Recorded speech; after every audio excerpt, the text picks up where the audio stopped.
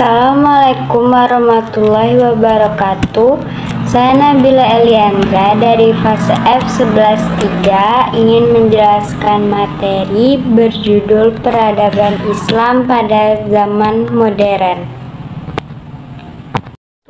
Islam pada masa modern.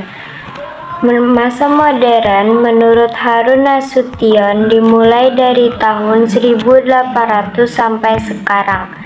Masa ini disebut dengan zaman kebangkitan Islam. Ekspedisi Napoleon Bonaparte di Mesir yang berakhir tahun 1801 Masehi membuka mata dunia Islam, terutama di Turki dan Mesir, akan kemunduran dan kelemahan umat Islam. Raja dan pemuka-pemuka Islam mulai berpikir untuk mencari jalan untuk mengembalikan kejayaan Islam. Pada periode klasik, Islam menjadi panglima dalam peradaban. Sebaliknya, di Barat pada masa itu masih mengalami kegelapan. Sedangkan masa modern ini ditandai dengan adanya kesadaran umat Islam terhadap kelemahan dirinya dan adanya dorongan untuk memperoleh kemajuan dalam berbagai bidang, khususnya dalam bidang ilmu pengetahuan dan teknologi. Kondisi saat itu negara-negara Islam banyak dijajah oleh penjajah. 2. Tokoh-tokoh Islam pada masa modern. Yang pertama, ada Muhammad Ali Pasha 1765 sampai 1849 Masehi. Muhammad Ali Pasha dilahirkan di Kawala yang berada di bagian utara Yunani pada bulan Januari 1765 Masehi. Ayahnya bernama Ibrahim Aga dari Turki. Secara ekonomi, keluarganya termasuk tidak mampu, tetapi ia termasuk anak yang cerdas dan pemberani. Dua hal itulah yang mengantarkannya menjadi pemimpin di Mesir dan salah satu pembaharu di dunia Islam. Salah satu jasa besarnya adalah berhasil menyelamatkan Mesir dari pendudukan Napoleon dan Perancis, sehingga Sultan di Turki merestui Muhammad Ali menjadi wali Mesir. Yang kedua ada Rifa'ah Baidawi Rafi'at At-Tahtawi 1801 sampai 1873. At-Tahtawi, begitu dia sering dipanggil. Nama lengkapnya adalah Rifa'ah Baidawi Rafi'at At-Tahtawi. At-Tahtawi dilahirkan dari keluarga bangsawan dan dibesarkan dalam tradisi keagamaan yang kuat. Saat umur 16 tahun, At-Tahtawi telah menyelesaikan belajarnya di Universitas Al-Azhar, Kairo. Setelah itu, ia melanjutkan pendidikan masternya di Egyptian Army Mesir. Kemudian, ia belajar selama 5 tahun di Perancis. Selama di Perancis, At-Tahtawi menerjemahkan 12 buku dan risalah. Setelah pulang dari Perancis, At-Tahtawi diangkat menjadi direktur sekolah penerjemahan pada masa pemerintahan Muhammad Ali Pasha. Sekolah penerjemahan memiliki fungsi sebagaimana Baitul Hikmah pada masa kejayaan dinasti Abbasiyah, yaitu sebagai pusat penerjemahan buku-buku Eropa ke dalam bahasa Mesir.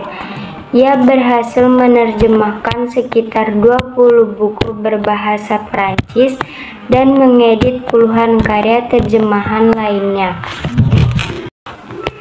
Yang ketiga ada Jamaluddin Al-Afghani 1838 sampai 1897 Masehi. Nama lengkapnya adalah Jamaluddin Al-Afghani. Ia lahir pada tahun 1839 Masehi di Afghanistan dan meninggal dunia di Istanbul pada tahun 1897 Masehi. Jamaluddin ialah pemimpin pembaharuan Islam yang tempat tinggal dan aktivitasnya berpindah-pindah dari satu negara ke negara yang lain. Pengaruh pemikiran dan pembaharuannya yang paling besar dan nyata itu di Mesir. Oleh karena itu, meskipun masa kecilnya dihabiskan di Afghanistan, perjuangannya lebih banyak di Mesir, Hijaz, Yaman, Rusia, Turki, Inggris, India, dan Prancis. Jamaluddin merupakan seorang yang cerdas. Pada usia yang masih muda, yakni 18 tahun, dia sudah menguasai berbagai disiplin keilmuan, seperti ilmu agama, filsafat, hukum, sejarah, metafisika, kedokteran, sains, astronomi, dan astrologi. Dalam karirnya, Jamaluddin pernah menjabat sebagai Perdana Menteri di Afghanistan. Tetapi saat itu, Inggris mencampuri masalah politik dalam negeri. Itu pun meninggalkan Kabul dan pergi ke India. Di India, ternyata juga sudah diintervensi Inggris sehingga ia berpindah ke Mesir pada tahun 1871. Yang keempat ada Muhammad Abduh 1849 sampai 1905 Masehi. Nama lengkapnya adalah Muhammad Abduh Hasan Khairullah. Ia dilahirkan di Mahalat Nasar, Shubrakit, Al-Bahiran, Mesir tahun 1849 Masehi. Ia masih keturunan Umar bin Khattab dari garis ibunya. Abduh belajar agama ke Syekh Ahmad pada tahun 1862. Kemudian ia melanjutkan ke Universitas Al-Azhar Kairo pada tahun 1866. Setelah menyelesaikan studinya, ia mengajar di Al-Azhar, puncak karirnya.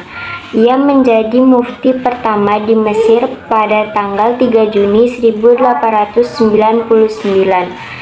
Muhammad Abduh meninggal pada tanggal 11 Juli 1905. Yang kelima ada Rashid Ridha 1865 sampai 1935 Masehi.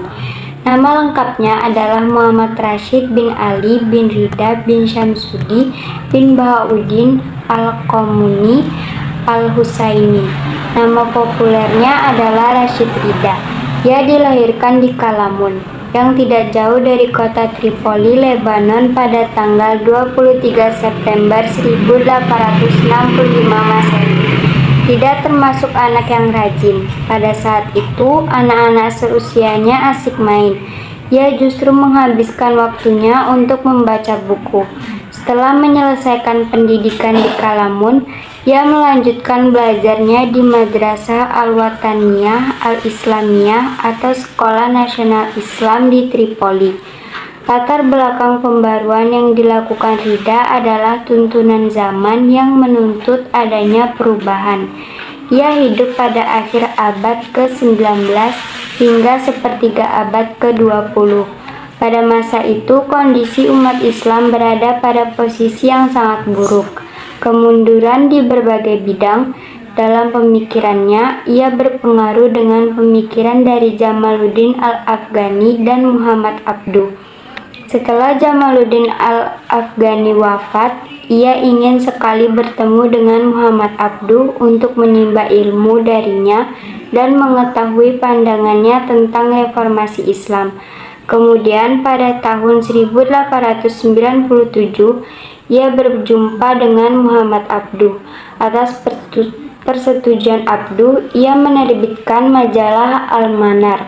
Tujuan penerbitan tersebut adalah untuk menjadi corong bagi gerakan pembaruan Islam dalam melanjutkan umat Islam dan membebaskan dari belenggu penjajah. Yang keenam ada Sultan Mahmud II 1785 sampai 1839 Masehi. Sultan Muhammad II lahir pada tahun 1785 dan wafat pada tahun 1839. Latar belakang pendidikannya adalah agama Islam, pemerintahan, sejarah, sastra Arab, sastra Turki, sastra Persia. Ia diangkat menjadi sultan pada usia yang masih muda, yaitu 22 tahun. Dalam pemerintahannya, Turki semakin kuat. Adapun usaha-usaha yang dilakukan Sultan Mahmud II diantaranya: 1. Melakukan pembaruan di bidang pendidikan dengan memasukkan kurikulum pengetahuan umum dalam lembaga-lembaga pendidikan madrasah. 2. Mendirikan sekolah Mektebi Ma'arif untuk mencetak tenaga-tenaga ahli di bidang administrasi. Selain itu, ia membangun sekolah Mektebi Ulumi Edebiyat untuk menyediakan tenaga-tenaga ahli penterjemah. 3. Mendirikan sekolah di bidang kedokteran, militer, dan teknik. 4. Menerapkan demokrasi dalam pemerintahannya. 5. Menghapus pengutusan sultan yang dianggap suci oleh rakyatnya. Nami Kemal 1840 sampai 1888. Nami Kemal lahir pada tahun 1840 dan wafat pada tahun 1888. Kemal dilahirkan dari keluarga mampu sehingga orang tuanya menyediakan pendidikan di rumahnya. Ia mempelajari bahasa Arab, Persia, dan Perancis. Dalam usia masih muda, ia sudah menjadi pegawai di kantor penerjemahan. Kemudian pindah menjadi pegawai di Istana Kesultanan.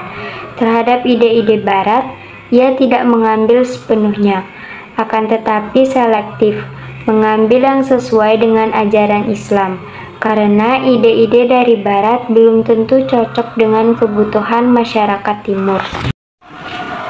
Yang kedelapan, Sayyid Ahmad Khan 1817 sampai 1898 Masehi. Sayyid Ahmad Khan lahir di Delhi, India pada 17 Oktober 1817 Masehi dan wafat di Delhi tahun 1898 Masehi. Ahmad Khan mempelajari pengetahuan agama, bahasa Arab, bahasa Persia, dan ilmu pengetahuan umum. Ia pernah bekerja sebagai hakim. Kemudian tahun 1846 ia melanjutkan studinya. Pada tahun 1857 rakyat India melakukan pemberontakan kepada kekuasaan Inggris.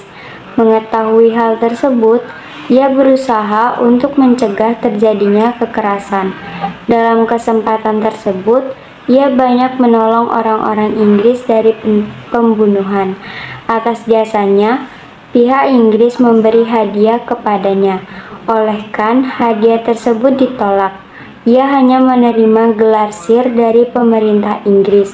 Dengan demikian, ia terkenal dengan Sir Sayyid Ahmad Khan.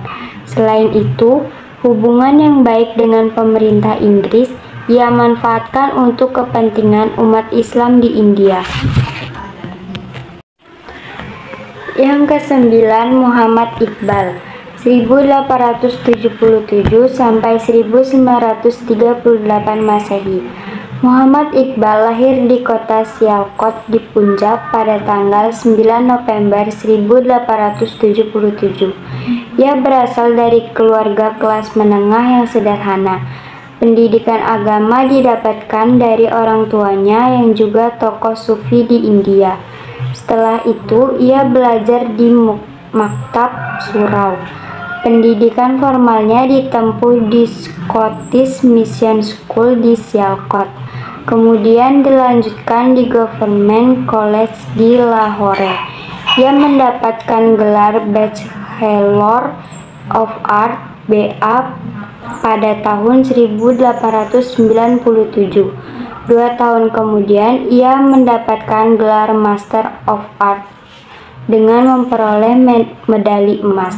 Setelah itu, ia belajar di Universitas Cambridge, London, dan Philosophy of Doctor dari Universitas Munich, Jerman. Puncak karirnya, ia terpilih menjadi Presiden Liga Muslim pada tahun 1930. Liga Muslim ini memiliki peran yang strategis dalam pergerakan kemerdekaan India.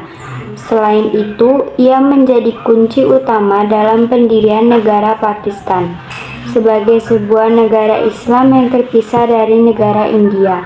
Meskipun tidak sempat menyaksikan langsung pendirian berdirinya negara Pakistan, tetapi karena jasanya, ia tetap dikenang menjadi pahlawan nasional di Pakistan. Namanya diabadikan menjadi nama lapangan terbang di antarbangsa Allama Muhammad Iqbal di Lahore.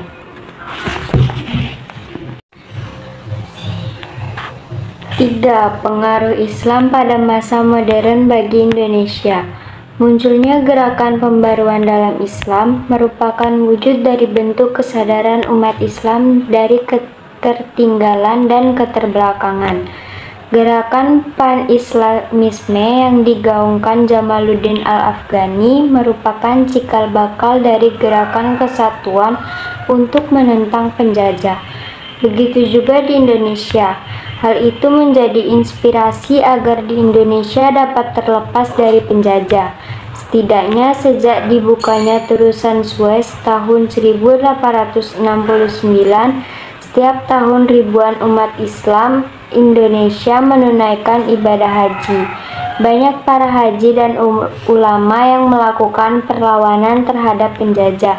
Selama di Mekah, menurut Delia Noer, mereka memperoleh bacaan-bacaan di tempat-tempat pendidikan agama dan turut serta dalam kehidupan dan usaha-usaha pan-islamisme. Di antara perang yang dimotori para ulama melawan penjajah Belanda adalah Perang Padri di Minangkabau 1821 sampai 1837. Perang Diponegoro di Jawa 1825 sampai 1830. Perang Aceh di Aceh 1873 sampai 1904. Perang Banjar di Kalimantan 1854 sampai 1864. Pemberontakan rakyat di Cilegon, Banten 1888. Perang Jambi 1858 sampai 1907 dan lain-lain. 4. Bukti peradaban Islam pada masa modern. Peradaban Islam pada masa modern mengalami kemajuan yang dilihat dari negara-negara Islam, khususnya di Mesir, Arab Saudi, Irak, Iran, Malaysia, Brunei Darussalam, Kuwait, dan Indonesia. Kemajuan tersebut dapat dilihat dalam beberapa bidang, yaitu arsitektur, sastra, dan kaligrafi yang akan dijelaskan di bawah ini. A. Arsitektur. Seni arsitektur yang bercorak Islam diantaranya masjid, makam, madrasah, istana, benteng, pasar, dan banyak lagi lainnya. Setelah ditemukannya ladang minyak pada tahun 1933, Saudi Arabia menjadi negara yang kaya raya. Dengan kekayaannya yang melimpah, Saudi Arabia banyak membangun jalan raya antar kota, jalan kereta api antara kota Riyadh dengan kota pelabuhan, Ad-Dammam di pantai Teluk Persia. Selain itu membangun maskapai penerbangan internasional di Jeddah, Zahran, dan Riyadh. Di bidang perhotelan telah dibangunnya hotel-hotel mewah bertaraf internasional. Antara lain terdapat di sekitar Masjidil Haram di Mekah dan Masjid Nabawi di Madinah. Masjidil Haram artinya masjid yang dihormati atau dimuliakan. Masjid ini berbentuk 4 persegi terletak di tengah-tengah kota Mekah, serta merupakan masjid tertua di dunia. Di tengah-tengah masjid itu terdapat Ka'bah, yang juga disebut Baitullah atau rumah Allah, dan Baitul Atiq, rumah kemerdekaan, yang telah ditetapkan oleh Allah sebagai kiblat umat Islam di seluruh dunia dalam menunaikan sholat. Selain itu, terdapat pula Hajar Aswad, batu hitam yang terletak di dinding Ka'bah, makam Ibrahim, Ismail, dan sumur Zam-Zam yang letaknya tidak jauh dari Ka'bah. B. Sastra. Pada masa pembaharuan telah bermunculan para sastrawan yang karya-karya sastranya bersifat Islami di berbagai negara. Misalnya, 1. Muhammad Iqbal, lahir di Pakistan 1877. Ia mengungkapkan filsafatnya dalam bentuk puisi dengan menggunakan bahasa Urdu dan Persi. Karya puisinya yang terkenal adalah Asrari Khudi. Ia juga telah menulis beberapa prosanya dalam bahasa Inggris dan Arab. 2. Mustafa Lutfi Al-Manfaluti, 1876 sampai 1926, seorang sastrawan dan ulama Al-Azhar Mesir, termasuk pengarang cerita pendek bergaya semi klasik dan semi modern. 3. Muhammad Hussein Haikal, 1888 sampai 1956, penulis dari Mesir yang terkenal, yang telah menulis Hayatu Muhammad, sejarah hidup Nabi Muhammad. Ia seorang sastrawan dan dianggap perintis karya sastra modern.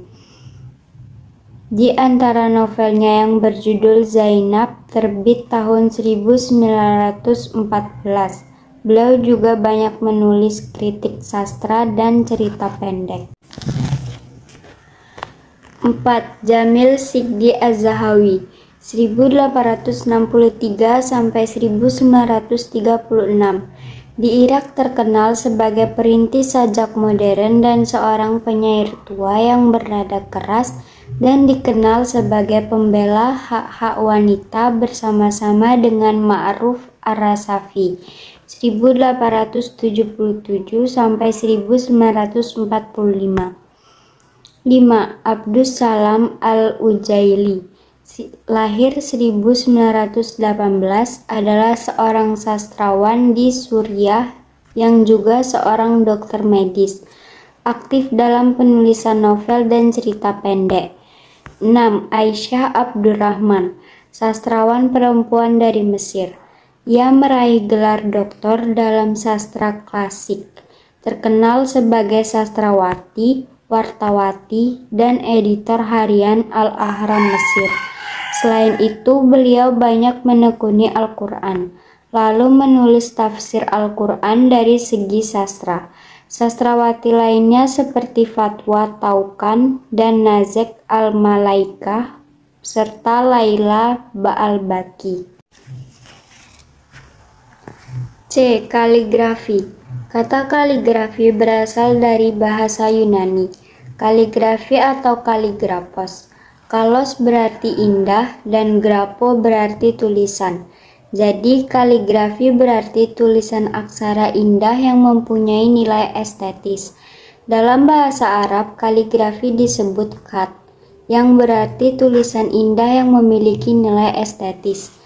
Kaligrafi merupakan satu-satunya seni Islam yang murni dihasilkan oleh orang Islam, berbeda dengan seni Islam lainnya seperti seni lukis dan ragam hias yang terpengaruh unsur non-Islam. Seni kaligrafi berkembang sangat cepat ke seluruh pelosok dunia, khususnya negara-negara yang penduduknya mayoritas umat Islam seperti Indonesia. Seni kaligrafi dipakai sebagai hiasan di masjid-masjid, penyekat ruang, hiasan dinding rumah, kotak penyimpanan perhiasan, alat-alat rumah tangga, dan lain-lain. Media yang digunakannya pun beragam, yakni dari kertas, kain, kulit, kaca, emas, perak, tembaga, kayu, dan keramik. 5. Manfaat belajar peradaban Islam pada masa modern. Setelah mempelajari materi tentang peradaban Islam pada masa modern adalah A. Menguasai ilmu pengetahuan dan teknologi yang dilandasi dengan agama yang kokoh akan mengantarkan kemajuan umat Islam di masa yang akan datang. B. Mengkaji Al-Quran hadis, dan ijtihad para ulama sebagai fondasi untuk membangun peradaban umat Islam yang rahmatan lil alamin di masa yang akan datang.